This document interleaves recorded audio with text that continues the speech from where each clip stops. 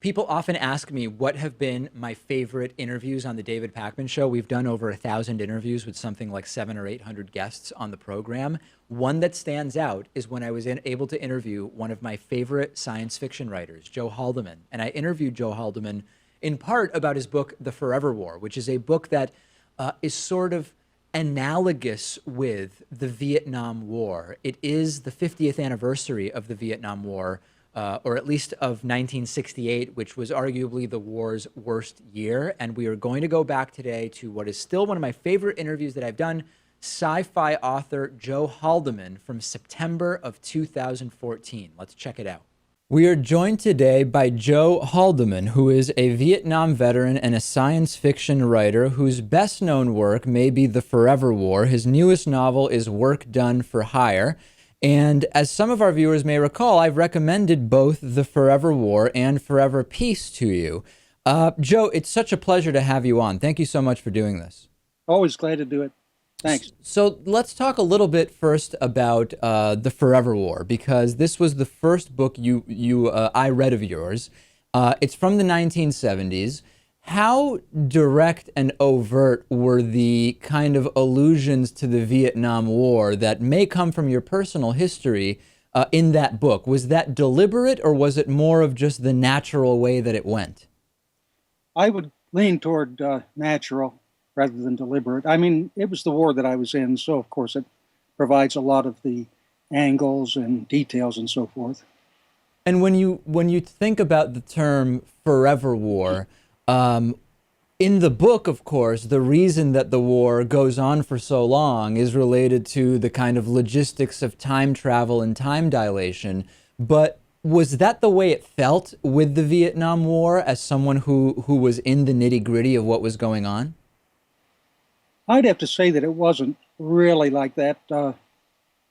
I felt as if the war wasn't going on forever, but the people who weren't involved in the war didn't seem to worry much about it. And, you know, those of us who were fighting or recovering from it, it was the central fact of our existence. And yet America didn't seem to think it was that important at the time. Is that the way it felt? In other words, we've heard this from others. We've even heard from people like John Kerry, who have talked about what it felt like the perception was from those who were stateside. You felt as though it just wasn't really being paid attention to by mainstream America. Well, in fact, the attention was mostly of a negative kind. You know, partly it's baby killer kind of exaggeration and the definite division in the United States between people who were in favor of the war and people who were both against the war and against any war, including yours truly. I mean, I was drafted against my will and went off to fight somebody else's war. When you put together, when you start working on a book like The Forever War or Forever Peace, when I've spoken to nonfiction authors, they're very, very clear that they have the full story. They have essentially a fully formed outline or skeleton of what their book will be before they even start writing. Does it work that way with this genre that you write in, or is it a very different type of process? For me, it's different. I do know writers of fiction who outline to it fairly well. You know, they might have 50 pages of outline before they start writing. For myself, I like to get the writing going and let the story generate itself as it grows. There are all kinds of ways to write a novel, and that's only one. That's the one that works for me. Are the kind of tech elements and futuristic technologies and the like, are those often the catalyst for the story, or do you kind of conceive the story first and then you flesh out the sci-fi elements that are a part of it? Well, I've gone both ways, actually. The one I'm doing now, Phobos Means Fear, actually came from an article in New Scientist, a little article, about 6 column inches. And I thought, holy cow, I've got to use that. And I sat down to write the book. But more often it's the other way around. And where do you find that your ideas about these hypothetical technologies come from? In other words, are they rooted maybe in an actual science article you may have read, or do you feel that you kind of conceive them from the ground up? Well, I guess you'd have to say they're rooted in my background. My education is in science rather than literature. And, I see the world as a scientist does, I think, an objective kind of way. So my stories are colored by that viewpoint. As I told my audience earlier on today's program, I recently finished reading Forever Peace, and that's a book that was written sometime before drone warfare, as we now are very aware of it if we're paying attention to the news, is being described to us. When you wrote that, I guess I'm not even sure how to ask this question. When you now hear about what's going on with drone warfare, and I don't want to give too much away about the book for people who haven't read it, did you have that in mind? Are you surprised by the way drone warfare has now become so prevalent? I was a little surprised at how accurate my predictions were. I mean, I'm a science fiction writer. I don't write as a prophet. If that future I described had not come to pass, it would still be a valid view of the future. I mean, it's a matter of dumb luck, actually. I seem to have predicted how the future was going to come about, but I really didn't expect that while I was writing it. I was just writing a story, and it needed drone warfare, which didn't have a name at the time, I don't think.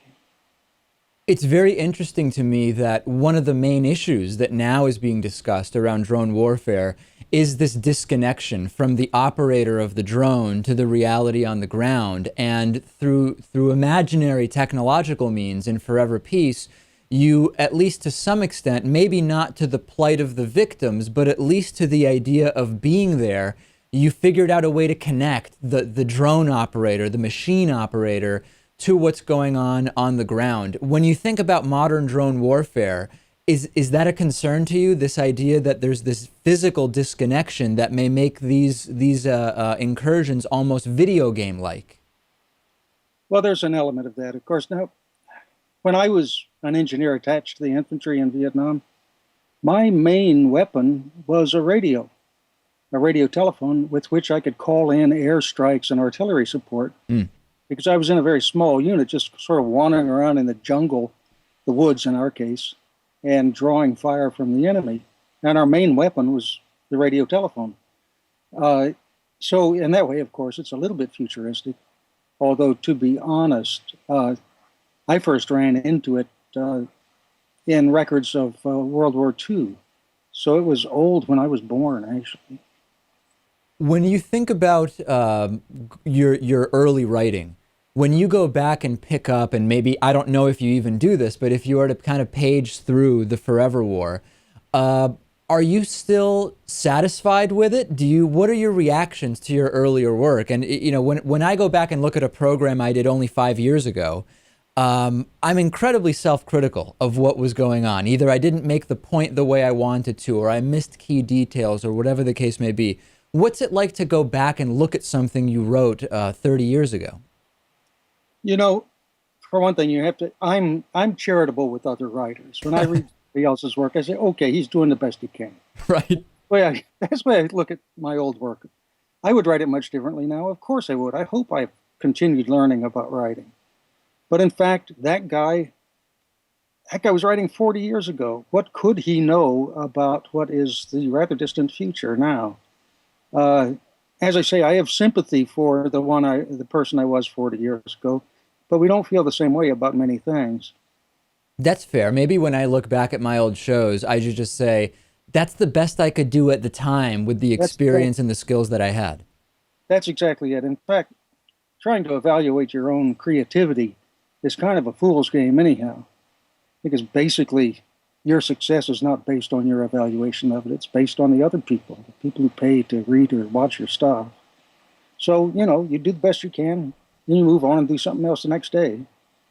For our television and radio audience, we will pause there and go to a break. We will stay with Joe Haldeman, and we will have the complete interview on our YouTube channel.